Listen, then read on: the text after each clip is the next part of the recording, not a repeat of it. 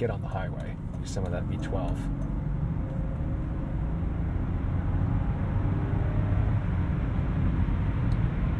Welcome back, I'm Tedward, and tonight is the last night I've got this Rolls-Royce Phantom Tungsten edition, so I wanted to take you out for a quiet night drive to get all of the juicy vibes out of this incredible machine. This thing is just so charming and wild, and I can't get enough of it. Normally when I'm talking about how much I like a V12, it's because it's a screaming Murcielago, but this is quite the opposite. In fact, at night, we can really show off some of its more distinctive features, including the starry sky, which was introduced on the Phantom and then became a staple of Rolls-Royce. And when we go for a drive, I want to talk a little bit about why this car is so important to the Rolls-Royce brand, because it was the big heavy hitter that BMW needed to make Rolls-Royce a success in their hands. So let's jump up front and take her for a ride.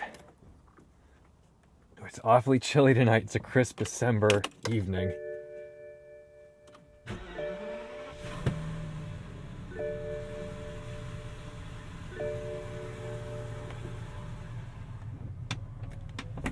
I do love the way this jumps to life. Outside temperature 37 degrees. We'll pop our nice heated seats on. Down here we've got our HVAC controls for upper and lower, and it's dual climate. Turn that up just a little bit. Ooh. While we let that warm up just a little bit, let's take a walk around the car with the lights on, and also listen for this ultra quiet, smooth exhaust. Unbelievable.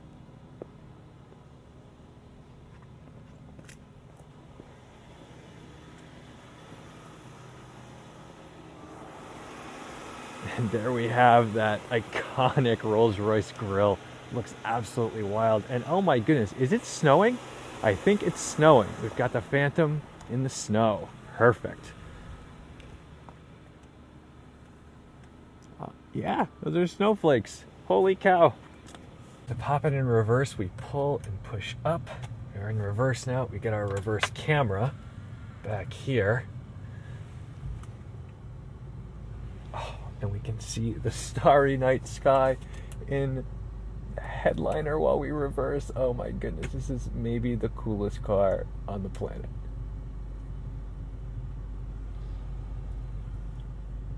Despite the fact that it has a terrible reverse camera.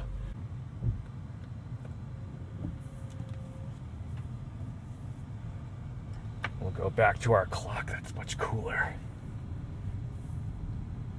What's amazing about the Phantom is that you can tell it's special just in the first 100 feet of driving it.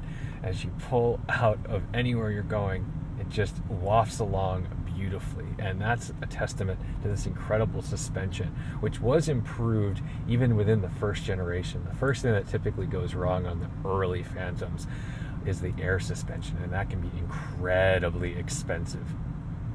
And especially if you're spending, $350,000 to $450,000 on a car, customers are not going to be pleased. But on the secondhand market, remember, they're, let's not say cheap, but cheaper at about $120,000 to $175,000. That's when a really expensive repair on an early car could get very ugly for a secondhand owner who maybe wasn't budgeting for a car that originally cost $400,000. What's particularly special, like I mentioned, is that this was BMW trying to make a name for Rolls-Royce, because they've bought the brand. They need to come out of the gate running hard. There can be no mistakes. There can be no failures, because a failed flagship product out of the gate is not going to bode well for the future, especially for the value of the company if they had to sell it. So it's incredible that the Phantom became what it became, because they did a really bang-up job. They used this BMW powertrain, but they didn't just use some off-the-shelf chassis. This chassis is bespoke for the car, and it shows. I mean, this is wild. It's unlike anything else. And although there are other cars that might have features that some of the earlier cars, the later cars all ended up with massage seats and heated and cooled cup holders and things, but that wasn't the case for some of the earlier cars. But despite not having all of those luxury features, the experience of being in this car and driving this car, it's just second to none.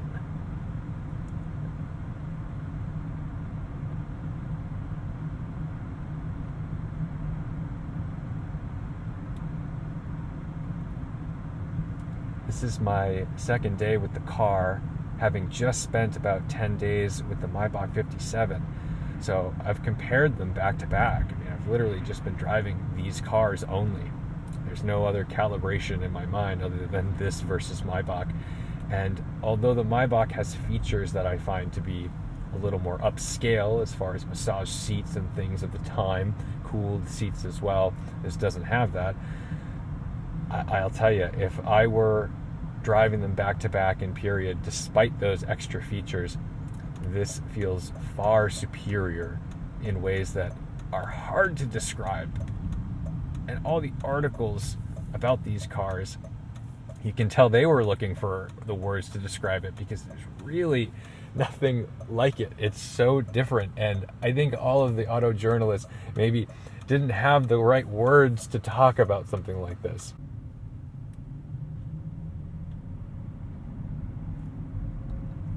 The throttle mapping is superior to the Maybach. I feel really at ease trying to get out of a dig, which is nice because this is a naturally aspirated V12. We're not waiting for any boost to build for torque. This just has it pretty low down.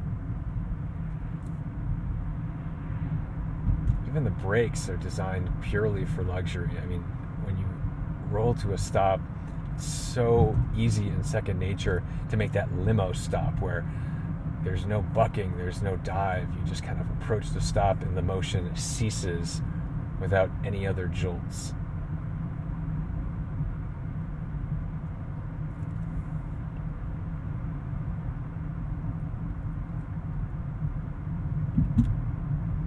What I'm finding just so impressive is this delicate balance between insulating you from the world but giving the driver enough feedback to be able to feel what's going on in the car. That's a really hard thing to do, because if you insulate too much, then the driver doesn't have any feedback to know what to do. It's hard to place a car that you can't feel, but this really blends the two really well. It's fantastic. This giant steering wheel certainly lets you know at all times, even if you forget what's surrounding you, that you're in something different.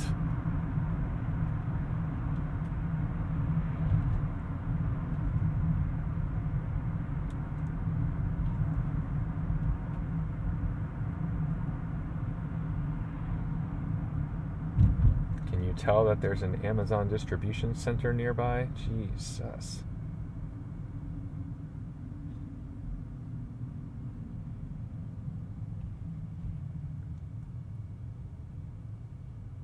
Look at this. Roll to a stop. Ah, perfect. No one's tea has spilled in the rear seats.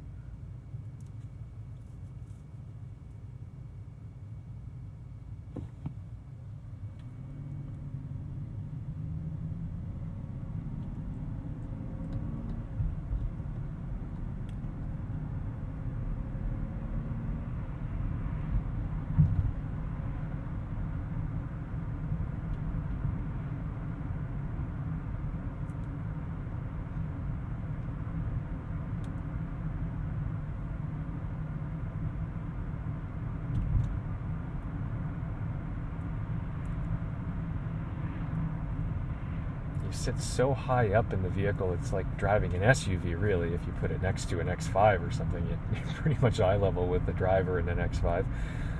But you get used to it really quickly, and the fact that it's still a car. Oh, there's the Topher. We'll call him back in a bit.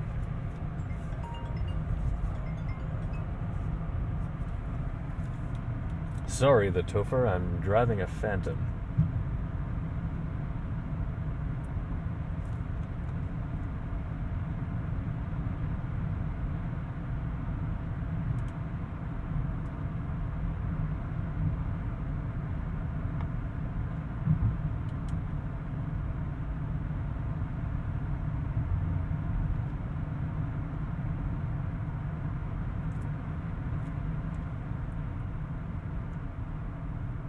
So impressive that even from 2008, the switchgear, all, bespoke Rolls-Royce stuff, that's what makes this car a bit timeless. It's the hokey things like the sort of antiquated iDrive screen and things like that. That's what makes this car feel old. But other than that, the car really feels modern and up to date and ready to boogie. It does not, you don't get in this car and feel like you're in an old vehicle. You really feel like this could be new, aside from the fact that you don't have a digital dashboard or anything like that.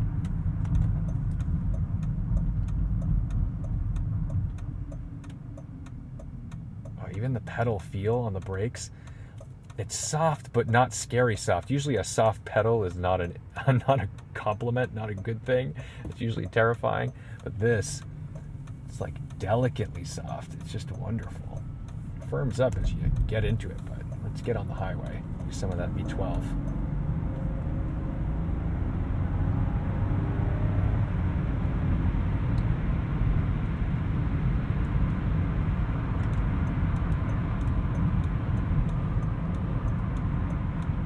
Oh yeah. She's happy to cruise all day at highway speeds, but I can't imagine the coefficient of drag is very good.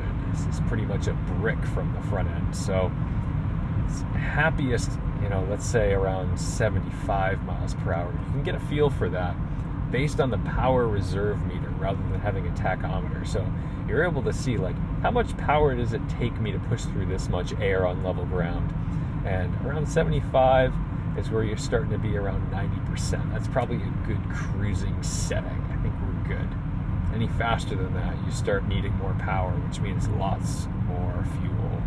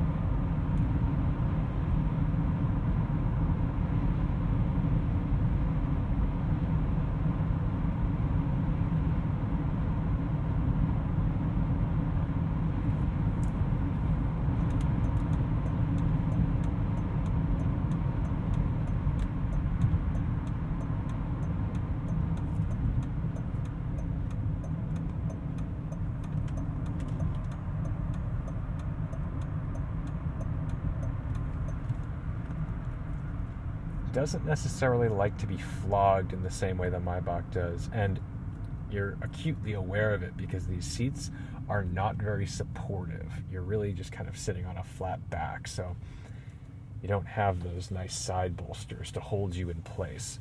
So I think that's probably intentional for the driver to understand not to flog the car, that it's fairly heavy and not exactly built for this purpose, although it'll still get the job done.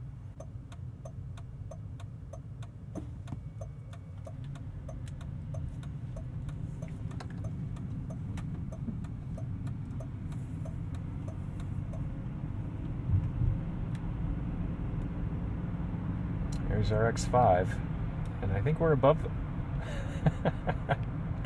This really is like an SUV that just happens to look like a car.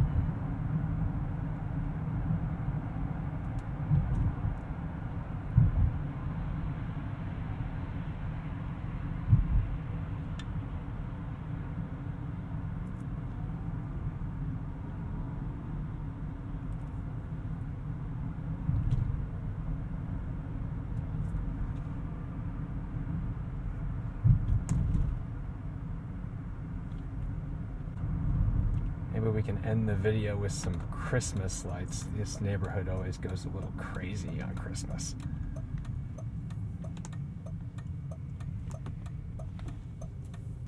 What better way to cruise around looking for stuff like this than in a Rolls-Royce Phantom? Thank you guys so much for watching, liking, commenting, and subscribing. I genuinely hope you've enjoyed this Rolls-Royce Phantom as much as I have. And it is a special car. There's only about 22 of these tungsten editions ever made. It's very incredible that we've had the opportunity to spend significant time with the vehicle rather than just a quick 20 or 30 minute drive. So Don't forget to respect the drive. Have a great holiday. I hope you're taking some time off, and I'll see you in the next one.